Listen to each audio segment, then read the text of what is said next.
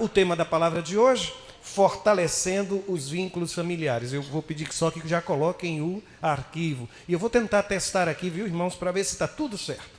O texto bíblico foi aquele que a igreja mesmo escolheu como texto áureo para o congresso. Colossenses capítulo 3, versos de 12 a 14. Ontem, quando estávamos lá na chácara, eu tive a oportunidade com os irmãos de fazermos como que um estudo bíblico de verso por verso deste capítulo de número 3. Mas eu quero fazer a leitura destes versos. Deixa-me ver. Agora. Muito bem.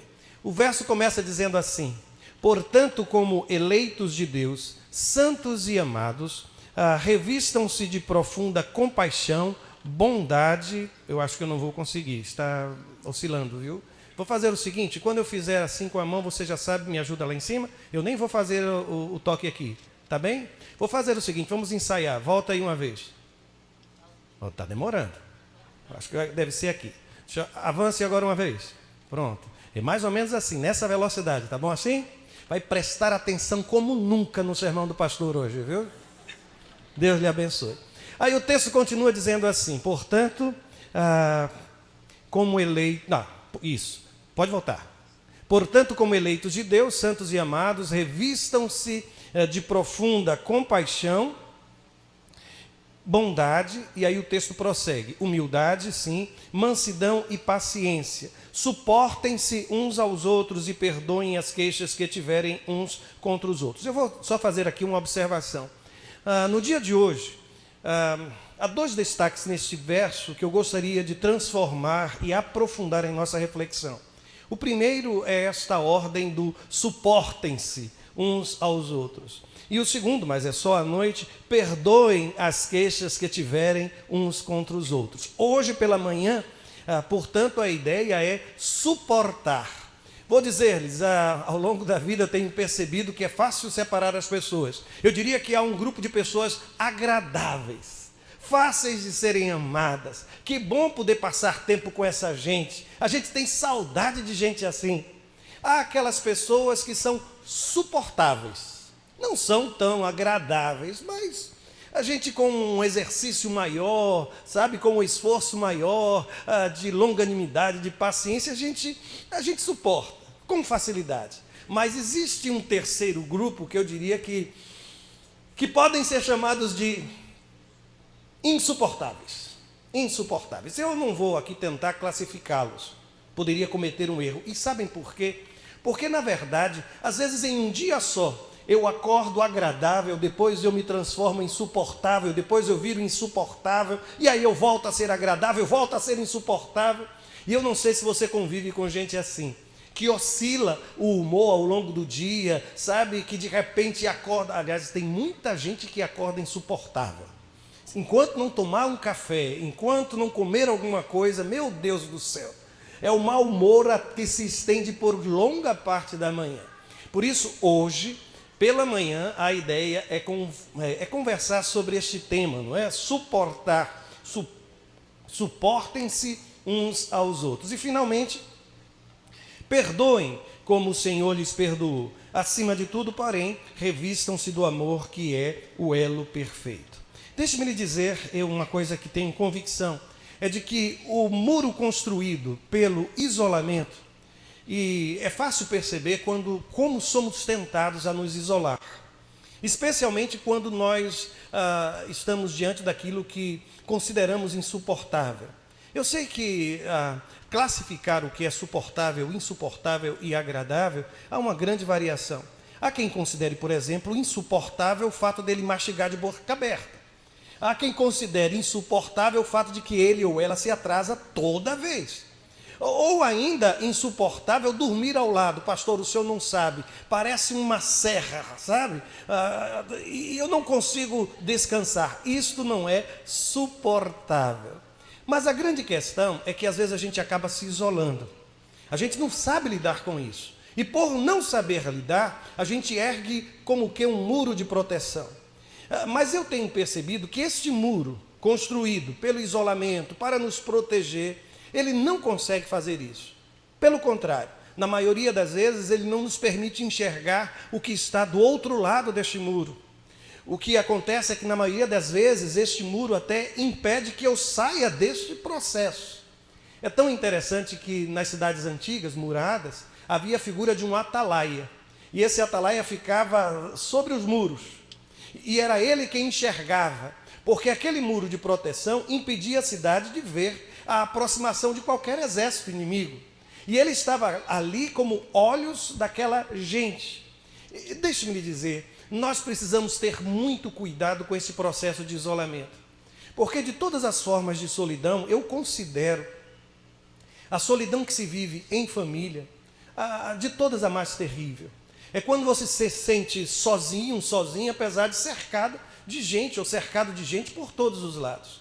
É por isso que eu vou voltar a ler o texto, quando ele dizia assim: humildade, mansidão e paciência, suportem-se uns aos outros. Eu sei que isso é um desafio, mesmo onde existe uma relação de afeto, uma relação de amor. E quanto mais o tempo passa, quanto mais a relação se estende no sentido horizontal, sabe, no sentido de alcance, maior é o conhecimento que eu tenho acerca do outro. E o curioso é que, à medida que eu conheço, eu descubro a importância da disposição de suportar como elemento que permite que a relação não se fragmente, não se despedace. É tão forte isso que o apóstolo Paulo praticamente repete esta mesma ideia quando escreve à comunidade de Éfeso. Veja se o versículo 2 do capítulo 4 de Efésios não se parece com o texto que os irmãos e irmãs escolheram como tema ou proposta de reflexão neste congresso. A Bíblia vai dizer assim: sejam completamente humildes e dóceis, e sejam pacientes, suportando uns aos outros com amor. Mais uma vez, a ênfase, portanto, dentro da convivência, dentro de uma estrutura religiosa, dentro de uma comunidade, é como se Deus estivesse dizendo a mim e a você: olha, é tão interessante que ele disse: olha, não é que poderão surgir dificuldades, situações difíceis de serem suportadas. O texto nem considera isso como possibilidade, considera como fato. E ele diz: olha, se você quer participar de uma estrutura familiar, quer casar, está apaixonado, deixe-me lhe dizer, prepare-se para suportar. É isso que o texto está dizendo.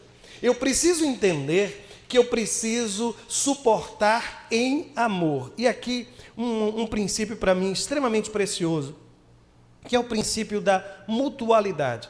Eu não sei se você já percebeu, mas há muitos princípios bíblicos, há muitas virtudes que elas só se concretizam, só se manifestam na mutualidade.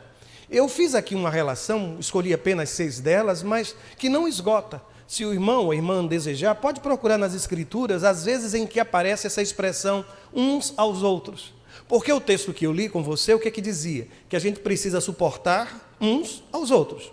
Agora veja, quando Jesus, em João capítulo 13, versículo 34, ele fala sobre o amor, o que é que ele diz? Amai-vos uns aos outros. O amor, ele só se manifesta de forma concreta quando ele estabelece um próximo real, não um próximo nas minhas ideias ou no mundo das ideias. Sabe, pastor, eu não tenho ódio de ninguém, mas eu não amo especificamente a quem quer que seja.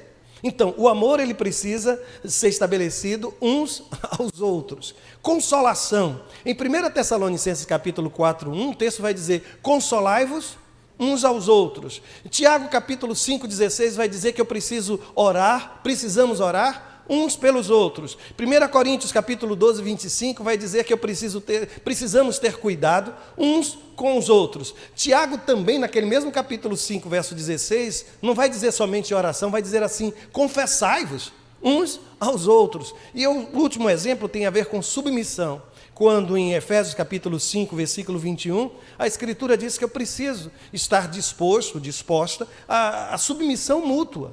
Sujeitai-vos uns aos outros.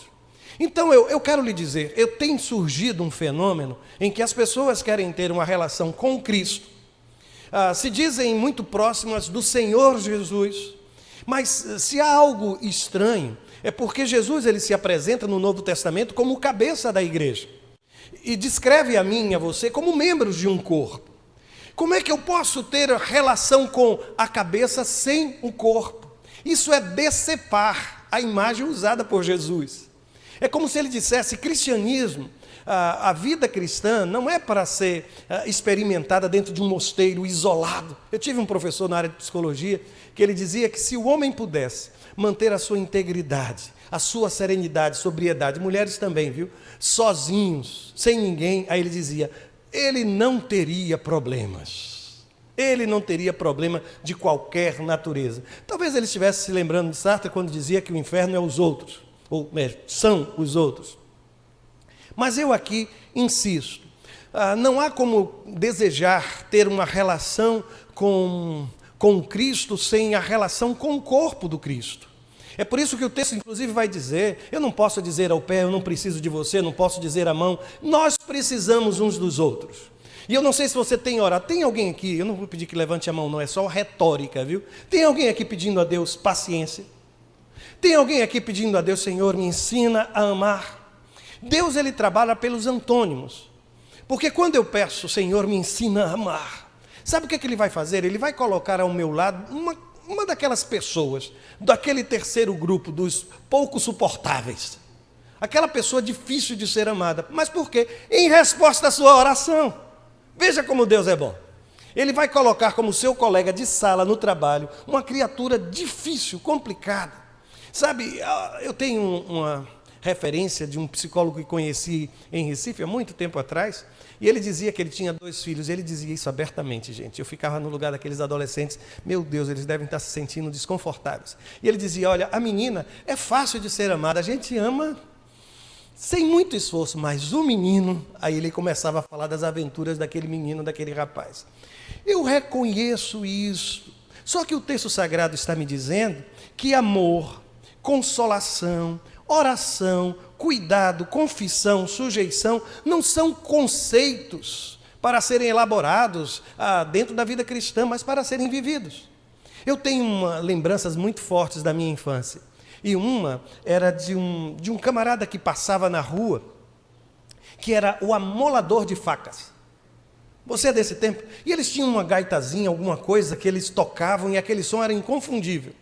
E eles paravam nas portas das casas e aqui a dona de casa pegava todas as facas cegas e ia para a porta. Lembram disso? Confesse sua idade, não tenha medo não, isso foi no século passado. Aí você ia com as suas facas para a porta de casa, tesoura, alicate de unha, né? E iam para a porta de casa e aí lá ele estava para amolar. E de repente eu ficava encantado, sabem com o quê? Com as fagulhas que começavam a sair. E ele começava a molar a faca, ia para lá, para cá, e aquele saindo aquelas fagulhas, aquele fogo, e aquilo para mim, criança, era encantador. Eu só não sabia que a Escritura ensina que assim também é a vida.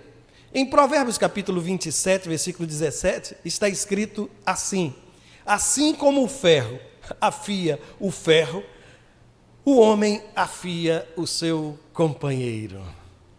Olha aqui, gente, está vendo essa comunidade? É só gente afiando gente. E tem horas que sai fagulha, né, gente? Casamento é um espaço maravilhoso para afiar o ferro. E tem ferro que é duro, né, minha gente? Tem uns ferros que são mais duros que os outros. E é fogo de manhã, e é fogo de tarde, e é fogo de noite. Mas é assim que Deus prepara o meu caráter, é assim que Deus transforma o meu jeito de ser, é assim que Deus trabalha os seus impulsos, é assim que Deus molda a sua própria vida, o meu comportamento, o seu comportamento. E aqui um dado precioso, é que a palavra grega aqui usada, deixa eu dizer, está perfeito, viu? Está perfeito, que Deus lhe abençoe lá em cima. A palavra grega usada aqui e traduzida por suportar, não aponta para uma obrigação, antes aponta para o exercício da paciência e da misericórdia. Mas aí está o meu fraco, pastor. Eu não tenho paciência, eu não consigo me controlar. Eu vou dizer uma coisa, você trabalha, está trabalhando fora, trabalha com público, Deixa eu ver. Telemarketing, recepção, lidando com gente. Eu vou lhe dizer, você passa 8 horas do dia, se for o tempo que você está trabalhando, ou 6 horas corridas, e é impressionante como você consegue se controlar. Olha que mulher delicada, que homem delicado. Por favor, o senhor, a senhora, por gentileza. Não se incomode. Eu vou resolver isso. E é cada situação que você enfrenta, e é cada gente grossa, áspera, com quem você lida.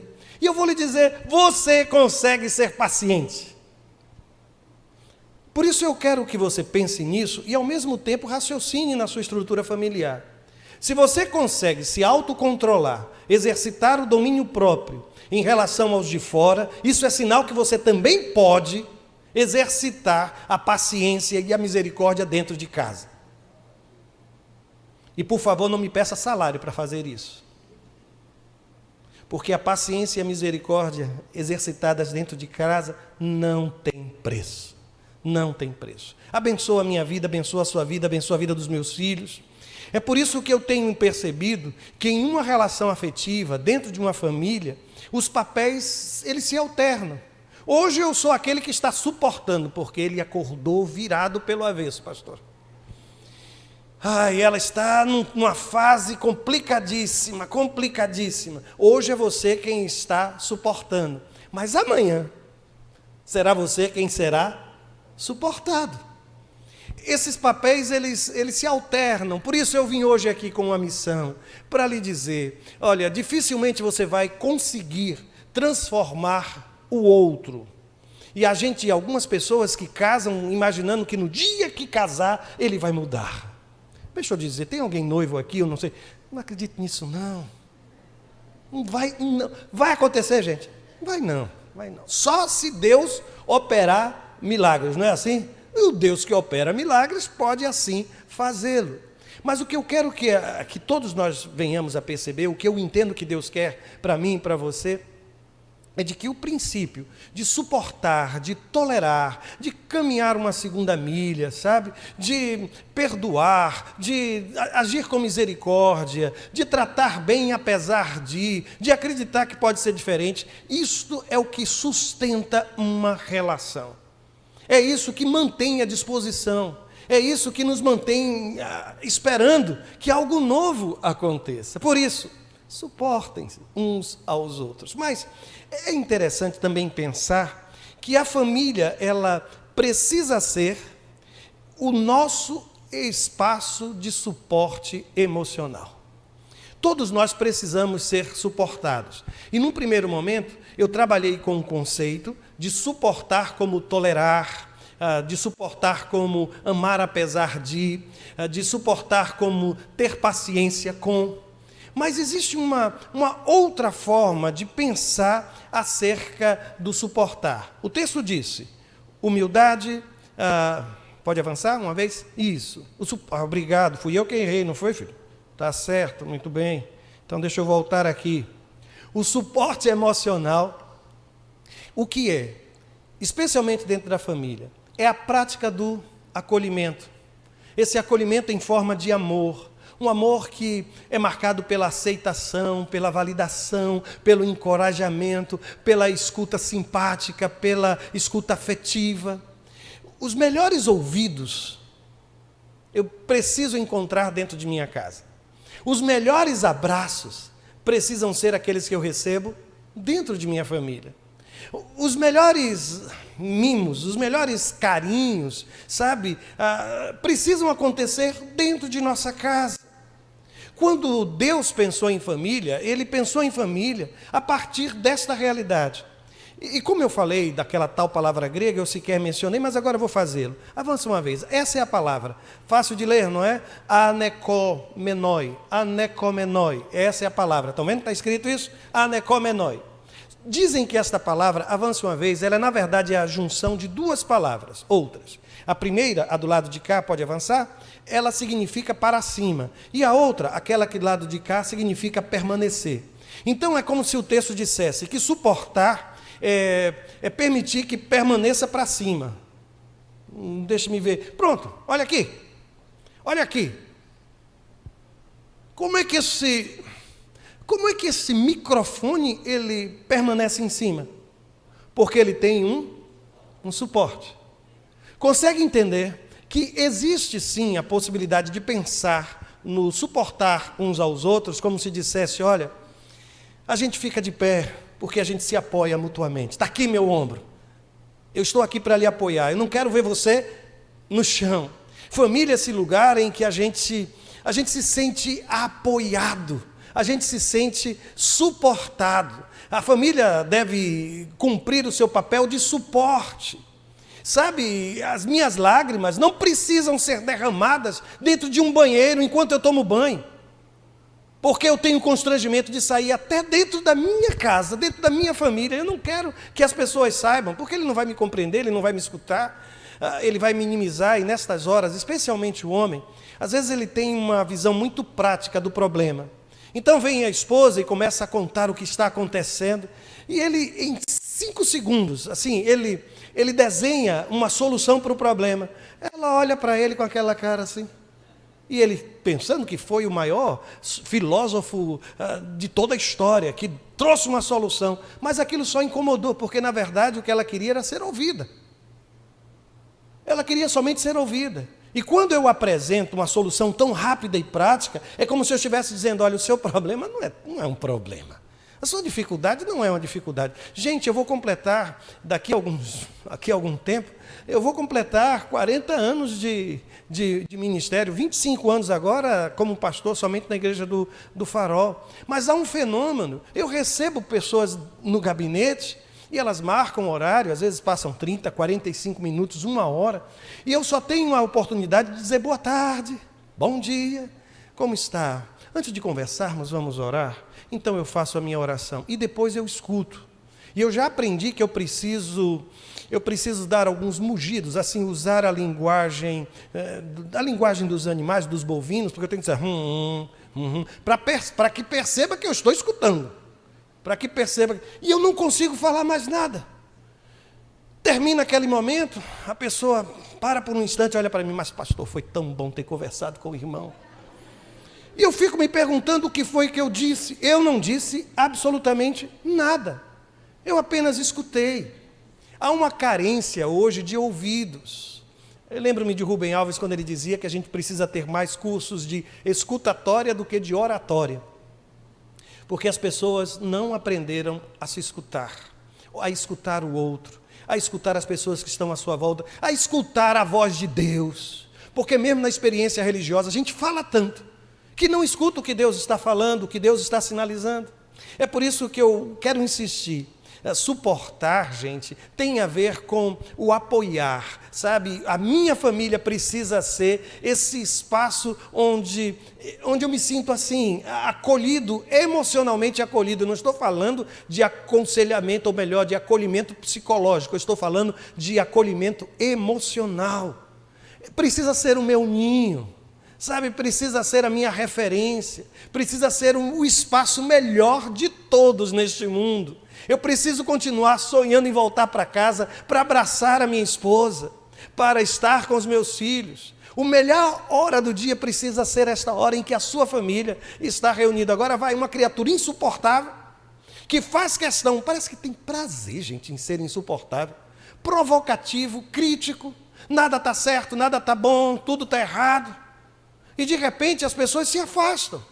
Ele chega ou ela chega em casa, todo mundo corre para os quartos. E vão se isolar. E os quartos dos nossos filhos se tornaram em bunkers. Porque eles lá dentro, eles têm tudo. Tem tudo, não precisam nem sair para coisa alguma. Eu me lembro que uma determinada ocasião, foi em Curitiba, eu estava hospedado na casa de alguém, e eles se comunicavam dentro de casa pelo WhatsApp. E eu fiquei, não tem alguma coisa errada, não está certa nesse lugar. Eu saí com essa convicção.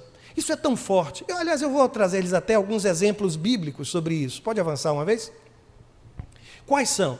Você já percebeu aquele momento de fragilidade que Ruth e Noemi, lá no texto bíblico, elas revelam? Lá está aquela mulher voltando para a sua terra, sem nenhuma perspectiva, mas a nora acolhe, A nora se permite correr riscos em função do carinho que tem por aquela mulher. Você pode imaginar o efeito disso? A Noemi não conseguia nem acreditar e insistia, não fica comigo, eu não tenho nada que lhe oferecer. E que história é essa que a gente se junta a alguém na perspectiva do que é que eu posso ganhar com isso? E lá estava ela insistindo, não, onde você for eu vou, onde você pousar eu irei pousar, o que você comer eu vou comer, estamos juntos, Deus está conosco. Isso é tudo que sua esposa quer ouvir de você. Isso é tudo que seu marido quer ouvir de você. Já vi homens que foram demitidos cumprirem ao longo dos dias seguintes a mesma rotina, saindo de casa à mesma hora, voltando à mesma hora, sem dizer à família que tinham sido demitidos do emprego. Você já imaginou que tipo de relação é essa? Em que a gente tem medo de se expor, de manifestar a fragilidade, de dizer eu não estou bem. Você se recorda da história de Abraão e Ló? Desde que Abraão saiu de Ur dos Caldeus, Ló esteve com ele, e sinceramente aquele sobrinho deu muito trabalho a Abraão, gente.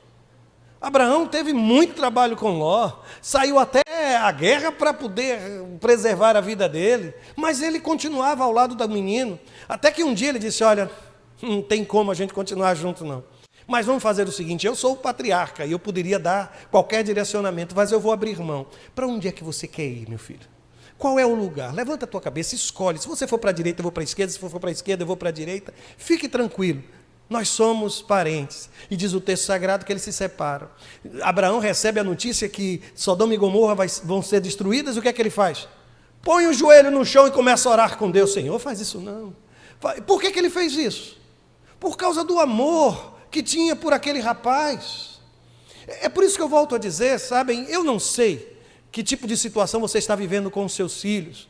E às vezes em comunidade nós somos extremamente duros com aqueles casais, com aquele pai, com aquela mãe, que tem enfrentado o afastamento de seu filho da comunidade religiosa onde foi criado.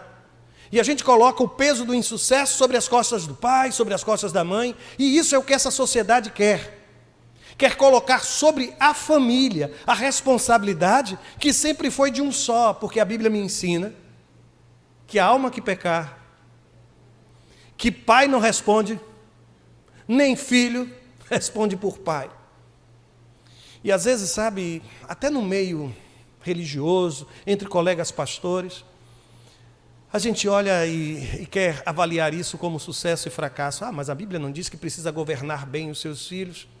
Deus não me deu a nenhum pai, nenhuma mãe, o poder de converter a vida dos seus filhos. De educá-los, sim, mas a conversão é uma experiência pessoal. Mas mesmo que ele vá para Sodoma e Gomorra, eu vou continuar orando, viu?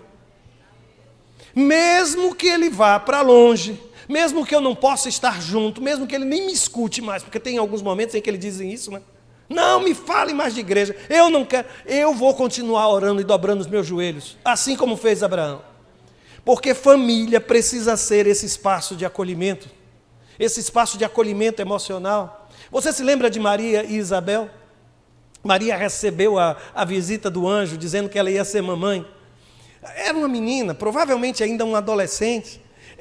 O anjo sai da presença dela, o que ela fez imediatamente? Vou na casa da minha tia.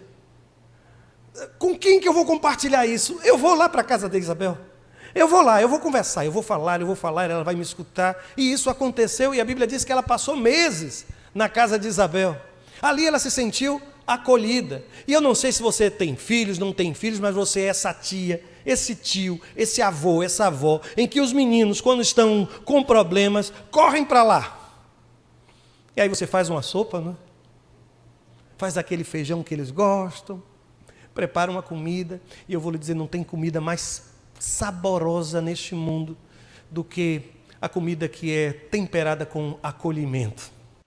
E você recebe, e você protege, e você escuta, porque neto é uma coisa boa, meu Deus do céu. Não é verdade, aqueles que são avós aqui, não é verdade. Eu até brinco lá em casa, por favor, não levem isso a sério, não, isso é só uma brincadeira, que as pessoas estão muito sensíveis nos dias de hoje, né? Eu digo, olha, se houvesse um jeito da gente passar para os netos, sem ter que passar pelos filhos, ia ser uma coisa maravilhosa, maravilhosa. É brincadeira, isso é só uma brincadeira.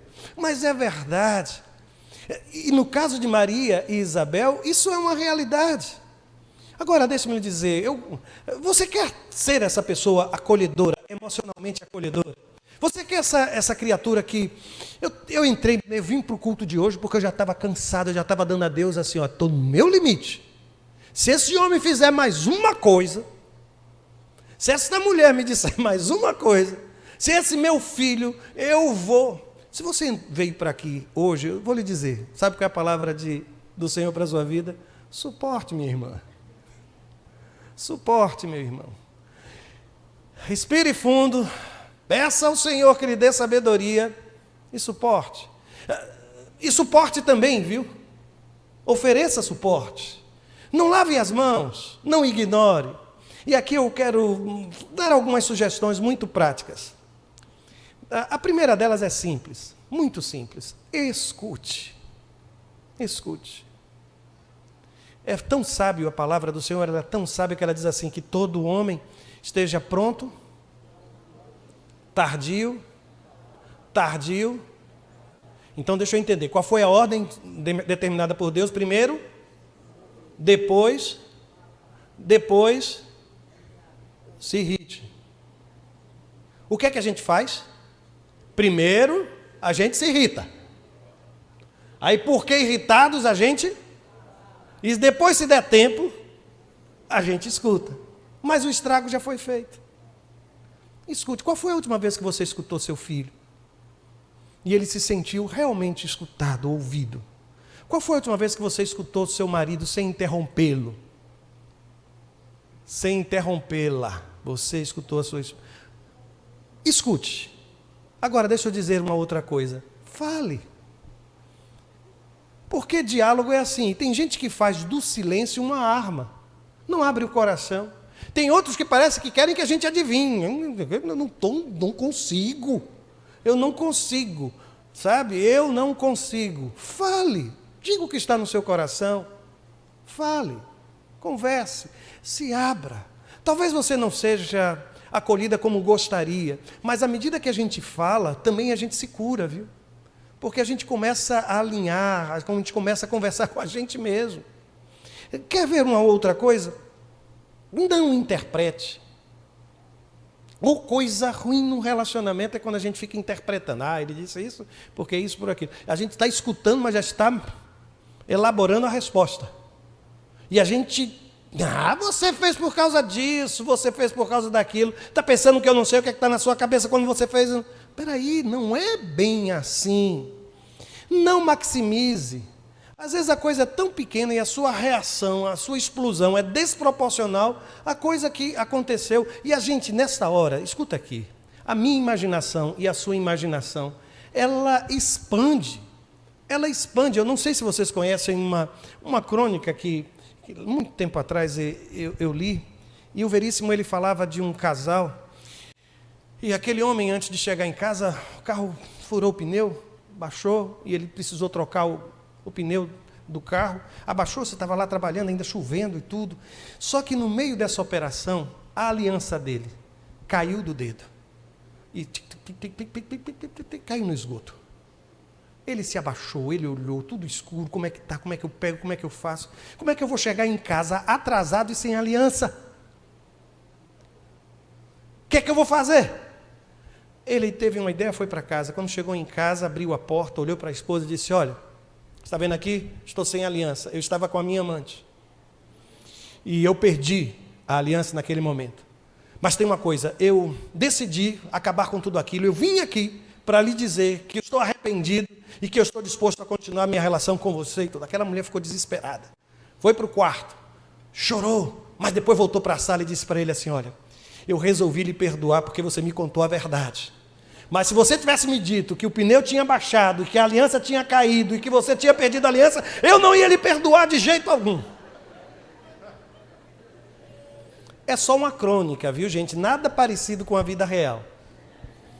Mas sabe esse poder que às vezes a gente tem de maximizar as coisas? Faça isso não. E quer saber mais? Pare e respire. Gente, eu não sei, tem algumas pessoas que Eu não sei de onde eles tiram tanto fôlego. E continua, sabe? Na mesma velocidade, sem respirar. Pare, respire. Quer ver uma outra sugestão? Não faça a leitura da mente. Tem gente que nessa hora quer entender. Eu sei o que é que você vai dizer. Eu já sei o que você vai dizer. A pessoa não disse nada e você diz, como? É porque eu tenho o poder de ler a mente. Quando eu fico nervoso, esse poder ainda ele se torna mais forte. Meu superpoder é esse, ler a mente quando estou irritado. Pare de esperar e concluir o pior. Por conta disso, quantas vezes nós nos afastamos? Não especule, não faça isso. E olha, coloque-se no lugar do outro. Toda escuta afetiva, ela passa por esse processo, quando você consegue realmente escutar o outro. E finalmente, deixe-me lhe dizer, ore. Experimente, num momento assim, pouco suportável, ficar em oração. Você está conversando com aquela pessoa, mas está aqui orando, Senhor, me dá sabedoria, porque senão o Senhor já sabe. Não me dê força, não, porque se me der força, eu quero só sabedoria. Ore, vai chegar, vai precisar, ore, faça isto em oração diante de Deus. E sabem por quê? Porque a Escritura me diz assim, eu vou pedir que você leia comigo este verso da palavra, pode ler? O amor tudo sofre, tudo crê, tudo espera. Repita, o amor ele, no final ele o quê? Repita. Isso, o amor tudo suporta. O amor tudo suporta. Me permita terminar fazendo a leitura de algo que escrevi e que publiquei inclusive nas redes sociais. De vez em quando eu escrevo alguma coisa e publico lá. Tem um texto na Bíblia que diz assim que o amor lança fora o medo. E às vezes a gente não faz algumas coisas e não toma atitudes como essa porque a gente tem medo. Tem medo de viver a fragilidade, tem medo de qual vai ser a reação dele, qual vai ser a reação dela. O medo imobiliza, o amor nos põe em movimento. O medo esconde, o amor revela. O medo recua, o amor luta. O medo cala em todo o tempo, o amor fala no tempo próprio. O medo disfarça, o amor sempre é verdadeiro. O medo aprisiona, o amor liberta. O medo adia, o amor antecipa. O medo gera ansiedade, o amor traz paz. O medo em tudo que enxerga vê um problema. O amor, mesmo quando não parece haver saída, acredita na solução. Se alguém lhe perguntar por que você ainda suporta, qual é a resposta? A resposta está nesse amor que sentimos pelos nossos filhos, que sentimos um pelo outro, que sentimos pela nossa família. Não permita que essas coisas sejam destruídas. Eu não sei se você tem sido aquela pessoa que nesta fase tem sido aquele que suporta, aquela que suporta. E eu não sei se você tem sido aquele que precisa que alguém esteja lhe suportando, que você não está bem. Eu queria que celebrássemos hoje um pacto, uma aliança com Deus. E essa aliança significa dizer, o amor tudo suporta. Eu vou sugerir que você esteja com seus olhos fechados por um instante. E eu não sei quem em sua casa tem sido muito complicado para você. Muito difícil. E você vai pedir a Deus, Senhor, transforma esse tempo para que eu possa realmente experimentar da tua graça, do teu amor e da tua paz. Faz isso. Talvez você precise dizer isso em relação ao seu casamento. Talvez o clima entre vocês esteja insuportável neste tempo. Peça ao Senhor. Peça ao Senhor. Invoque o nome do Senhor. Eu não quero colocar palavras na sua boca, mas se você é um filho, uma filha, peça ao Senhor para que você seja um rapaz, uma moça agradável ao coração dos seus pais, ao coração dos seus irmãos, de suas irmãs. Se você é marido de uma mulher, Peça ao Senhor que o seu amor seja sincero, verdadeiro. Se você é esposa, faça o mesmo. Lembre-se que a mulher sábia, ela edifica a sua casa. Se vocês são pai e mãe, peçam a Deus sabedoria para lidar com tudo isso. Ore ao Senhor.